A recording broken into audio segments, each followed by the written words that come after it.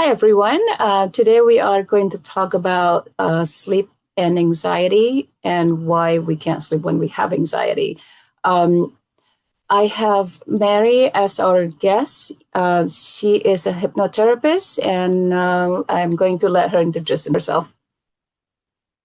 Hello, everyone. So, yes, I am a hypnotherapist, but I spent 30 years in journalism and I worked in multimedia journalism. So, I worked with television, production, writing, filming, radio, everything really. So, I've been using my voice for quite a while and I've been directing people for quite a while. And it worked quite naturally for me to then become a hypnotherapist because then I could focus my skill set and help people one-on-one or within a community or within a business. So I really love it because I get to see the change in people almost immediately. Okay, let's dive into it. So the first question that we have, why does relationship anxiety seem to become more intense at night? Okay, well, one of the reasons everything seems to become more intense at night is because you're within your own thoughts. The world is quieter, unless, of course, you're on social media. So, what happens when you're not multitasking? The body, the mind, for example, the subconscious runs 90, more than 90% of everything we do automatically. So, when you're walking, you're having a conversation, or you're driving, if you know the route you're going on, you're going to already go into like an automated pilot sort of situation because you've learned it and now you do it automatically and you can do these things. When you're in bed at night or you're alone, there's less stimulation, there's less danger, there's less things to watch for. So the mind really has time to focus on itself. And that's when you start to really feel alone or you start to ruminate and think too much about certain things. That makes total sense.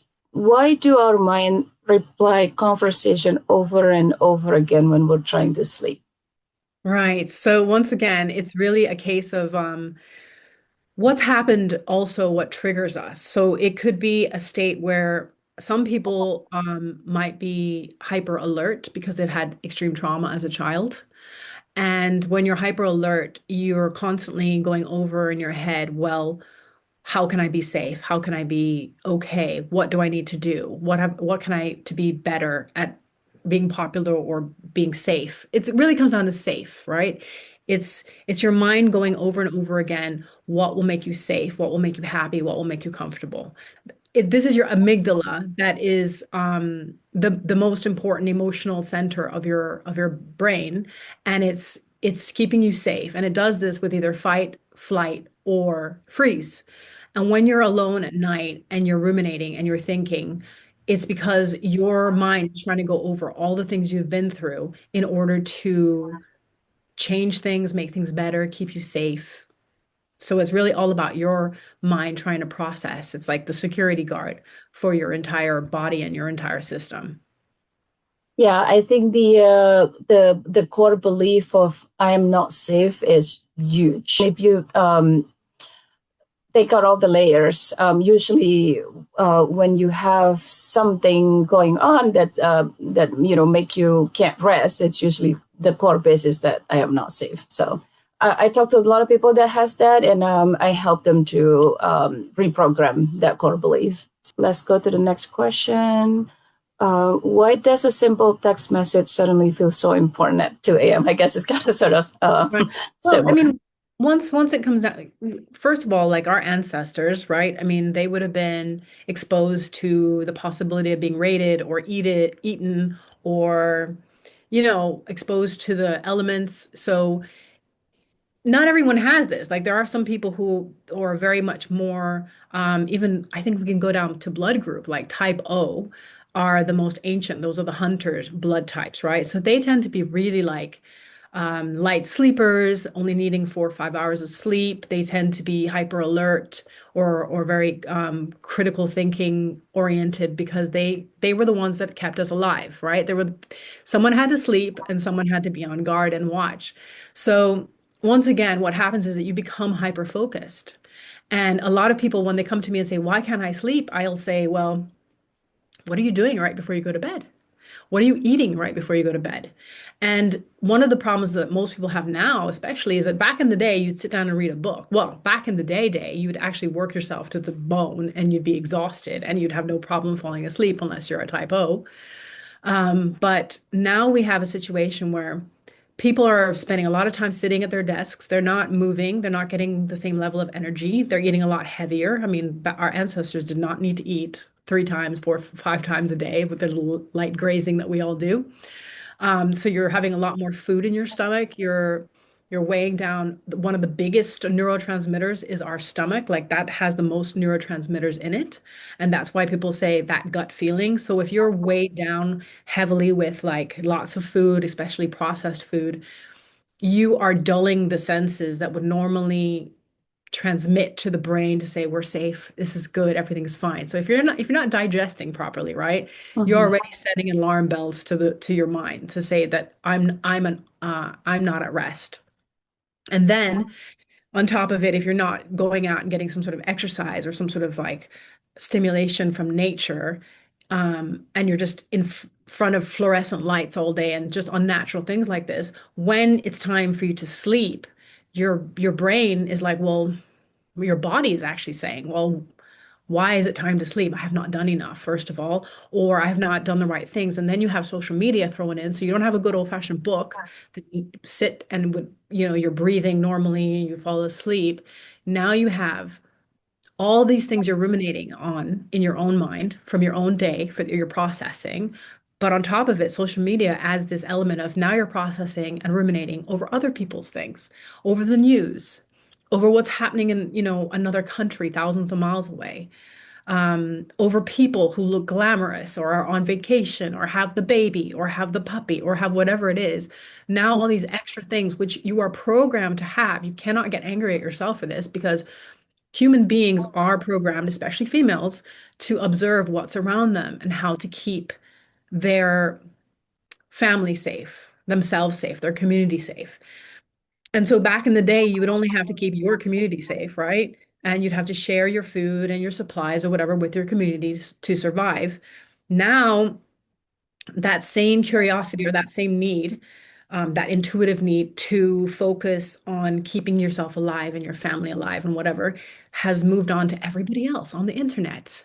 And there's Mm-hmm. already studies that show that, we psychologically cannot have more than a certain amount of friends, like over 150 or something like that. Once we start having more than that, you get depressed. Like your body can't handle it. Your neurotransmitters cannot process everything that's going on with other people around the world and still feel at ease, And that's like they say the word disease is at dis-ease. You're not at ease. So that's a long-winded version of why a text message in the middle of the night will set off your fight or flight or freeze response. Because you worry about everyone else, I guess. That the reason why? There's just a lack of social connection. And so there's a study that's been done, and I will send that to you so that you can put it in like a blog attached to this that shows that once we get over a certain amount of people in our friends group, we actually feel more alone. We Oh, disconnect. interesting. Okay. Okay. It's one of the sayings, quality over quantity. And there is good meaning to that because if you're entertaining, it's just like, I think it's like anyone that has a family of, my mom had a family of 15 brothers and sisters. And did they all get the same care, level of care? No. Mhm. How could Mhm. they? How could two parents care for 15 children, So it became kind of a whoever gets fed and so it's just like everything. If you have excess of something, it will just dilute what should have been good quality. And Mhm. that includes our time that we spend on social media. We're spending way too much time thinking about other people and not listening to our bodies. And this is another thing they say, don't eat food when you're watching television or you're listening to radio or whatever it is, because your mind is being distracted, your mind is being hypnotized, you're being put into a trance, and therefore you're not listening to your body telling you, I'm full, or I don't like this isn't working for me. And it's only hours later that you're sitting there uncomfortable, like, why am I feeling sick? Well, because I went through an entire hamburger and plus and didn't even realize that I'd eaten it because I was too busy listening to the song that was affecting my emotions, or I was watching this you know, video, because that's what media is. It's just marketing, and it's not just marketing, it's hypnosis. I see. They will tell you And something. go back to the type blood type O don't need to sleep. Is it because they cannot sleep or they actually need less sleep? Meaning that There's if there's yeah. different studies. Yeah, there's Okay. different studies, but there seems to be some correlation between different blood types and what diet works for them and what like their sleeping patterns are. Mhm. You know, like there is proof now that depending on what where you come from in the world, certain food is actually not good for you. Like Western food doesn't work for certain people, you know, like alcohol cannot be digested properly by certain cultures because they Mhm. don't have the digestive enzymes. Milk is one of those things that actually the majority of the world shouldn't be drinking cow's milk. Uh-huh. It's only like the Western European, like I think the Nordic people that got used to drinking that enzyme. So the thing is, what I'd say to people is that if you're having trouble sleeping, it's not normally just one thing. It's there's a lot of things that you have to take into consideration because the body and the mind is a whole thing. It's not just one piece. And so you should consider what is your eating, what are you watching, what are you listening to? And because you and I were talking earlier about relationships, I actually just wrote a blog on my website about how um, one night affairs, or what do you call it, one night stands, or sleeping alone can affect your ability to sleep as well. Why can someone be completely exhausted but still unable to fall asleep? Once again, the mind. I mean, if you think about how many neurotransmitters are running through our minds and the programs that we run, um, our habits, you know, we run programs and we can actually train our mind to run different programs once we understand that it's not something that we can't control. It can be controlled. And when you're ruminating or you're overstimulated, because it's about stimulation. So the way social media, for example, works is that it is programmed to, it is designed to keep you wanting more. So you get this thing called dopamine hits, right? So dopamine is great for men, especially because men, they strive off of dopamine, just like they strive off of cortisol that cortisol causes isn't good for us, right? Men, it helps build muscle. Women, it actually causes upset to our hormones, our periods, weight gain, and everything. Well, dopamine is exactly the same. Dopamine in levels for men is a bit more beneficial than it is for women. But no matter what, too much dopamine is bad because dopamine is the chase. It's the chase hormone. It's like you want something and it gives you like a hit so that you want to do that more. And if you're constantly overstimulating yourself, you burn yourself out. You become exhausted. Okay. So if you've rested and you physically think you've slept or whatever, if you're constantly picking up your phone to check to see if someone's messaged you, or you're constantly clicking through the news, or you're ruminating on a specific topic that you can't solve, because this is what you have, this is what humans have to decide. You have to say, okay, I'm worried about what's happening across the world with a war, or I'm worried about the environment or whatever. But you have to say to yourself, okay, if I held my breath, what would happen? I would die, right? My heart would start pounding and then I pass out. So when someone gets into that state, what they have to do or what they should do is just say, hold on a second. I need to put the oxygen mask on me first, right? I need to stop. Can I help people across the world right now at 3 o'clock in the morning? Can I change the environment right now? Can I solve this relationship that I'm having or this work problem that I'm having right now? No, I can put my needs first, get some sleep, and have a plan for the morning. And I will make that plan in the morning and then do some breathing exercises to relax the body. There's one called 4-7-8, which is where you breathe in for 4, you hold for 7, and you release for 8. And doing some of these these diaphragm breathing exercises will in itself relax you, as well as, here's another trick, or do you want tricks yet? Do you want to know some Yeah, of the yeah. tricks? Sure. Blinking rapidly, like blinking like very rapidly will put you to sleep. Interesting. So there's different ones that you can do. I mean, there's the old-fashioned count sheep, that was the old days sort of thing. But the whole point is that what you're doing is you're distracting your mind, you're rewiring it in a way because you're saying, this is what I would normally do. I would pick up a phone or I'd sit there in the dark thinking or I'd whatever. But now I'm going to try blinking rapidly. I'm going to try breathing exercises. And once you start doing these different things, you rewire the pattern, you change the pattern path, and then it becomes easier to sleep. But also, nutrition is part of it. Sound very interesting. I will try that tonight, blinking rapidly. So the next one, why do anxious thoughts feel so real even when we know they might not be true? The mind does not know the difference between physical pain and emotional pain. Okay. That's quite deep if you think about that. So when someone's heart feels like it's broken, it like can actually feel like it's broken, right? And you feel these emotional pain just as strongly as you would feel a physical pain in most cases. And so when you have started to tell your mind a story, it believes it. It believes the story, whatever you tell it. So if you tell it, I'm not good enough, I'm not going to do this, I'm not able, I'm not capable, your mind's going to be like, who else is it going to believe? It's going to believe you. Mhm. So if you start telling yourself a story, it's gonna get more and more. There's something called the third person. So it's like the person you'd like people to believe you are, the person that you are, and the person in between, who makes that little mixture of who you are. And there's also, I've studied a lot of books on false memories and the dangers of doing regression therapy, for example. I don't do very much regression therapy.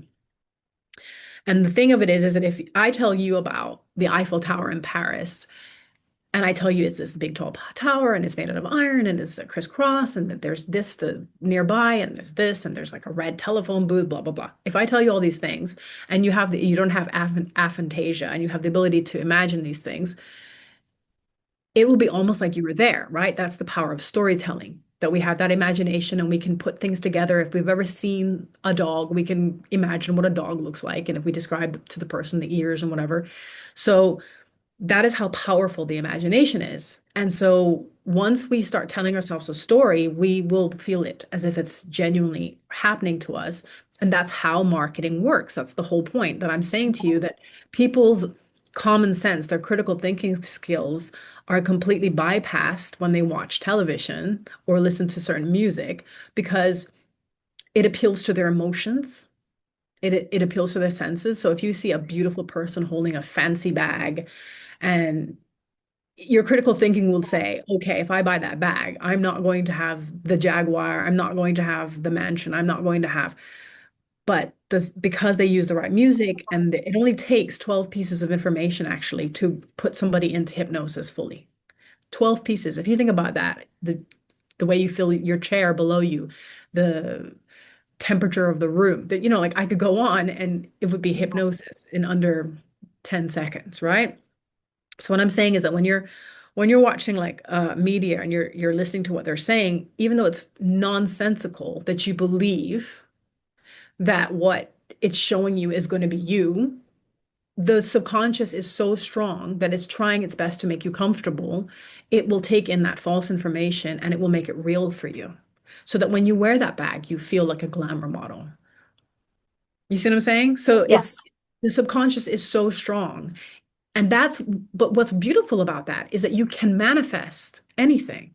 You really can manifest anything. Because if you start saying, well, not that I'm never going to, but I want this in my life and I can see this, I can see myself having this, and you see that future person, then you start to make plans because that's something else that's important. People say, well, when am I going to wake up and feel different? You're not going to wake up and feel different.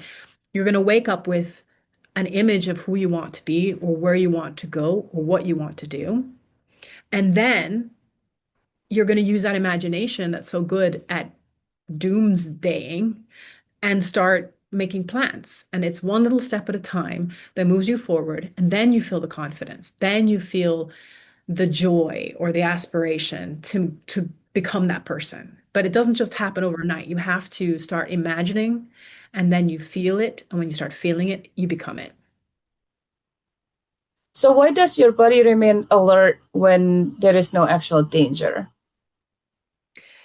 It's trained, it's habit. It's like a trained response. If you have had any form of trauma or just behavioral training from a young age, even down to the nerve cells. You know, like they say, you go to the gym and you work out, and that's how you build the muscle. Well, our body is just our nerves, our nerve endings, our neurotransmitters, they're all trainable, right? And so once you've trained it to be reactive, and this includes, by the way, some intolerances. I won't say full on allergies, but if a person thinks that they're going to eat something that's going to make them sick, they will feel sick before. They'll break out in hives. They'll have bloating stomach. All of these responses will actually happen because the body, the mind has already trained the body. Hey, this is how you have to respond because I don't want to go there. So I'm going to stop you. So it's the same when you're like sitting and you don't feel, you're like, why am I feeling afraid or why am I nervous? It's the same thing because you've told your mind has told your body, you need to feel anxiety, you need to feel hyper, you need to feel. And so as a hypnotherapist, what I'll do is I'll say to people, listen, I'll never take pain away from you completely. What I will do is I will say to the body and the mind, listen, work together. Is this an old pain? Is this an old intolerance that you're afraid of getting sick or whatever? And if it is old, let it go and find something new to make your body work with your mind. Like give it other things that it can do to make you feel strong or to make you feel safe. And the body will do that. It will replace the mind and the body will go to sleep and they will work through things. And you will find all of a sudden you have a tolerance for something, or all of a sudden that moment when you should feel really tense because you said to yourself, I appreciate you. I'm thankful that you're protecting me. But I ask that part of me, because it's only a part of you that's doing this. It's a whole bunch of parts that work together. I want to thank that part of me that's trying to keep me safe. But I would like you now to find some other ways to do that that help me grow, that help me feel confident, that help me explore the world a bit more and relationships or whatever it is. And your mind will, because you've asked it to do that. You've asked it for help and it will help you. Yes, I actually do this with my clients also. I call, core belief reprogramming. So why don't we end it with tips about these people that have relationship anxieties and cannot sleep? What should we do? So, if it's a relationship anxiety, what you really need to do is forgive yourself. Forgive yourself and say, listen, I know I'm not taking this the right way, or I'm not taking this the normal way that people say is the normal way, or whatever the case may be, but I'm going to forgive myself. I am going to spend some time doing some deep breathing. If I need to, and if I want to, I'm going to write some things down, or I'm going to record myself talking about it, just as I would with a therapist. And then before I go to bed, I'm going to take those deep breaths. I'm going to be thankful for my body and my mind keeping me safe and giving me these feelings to keep me safe. And then I'm going to ask my mind to give me new ways to feel more confident, to feel safe in a better and healthier way. And then I'm going to work on what I'm putting into my body, and that includes nutritionally, not doing tons of processed food before bed, drinking more water, and taking the time to really give yourself, staying off of social media before bed, spending less time about worrying about the rest of the world. And think about it. If you aren't breathing through that oxygen mask, then how are you going to save anybody else? So that's what I would say. And of course, work with your coaches because it always helps to have a buddy helping you along the way. And hypnosis is also something that I recommend if you have the right hypnotherapist. I'm located at time, the number 4, change.info. That's timeforchange.info. If anybody would like to come and ask me more questions about how hypnosis works and how it moves people forward, I'm happy to fill them in and do more sessions with you as well.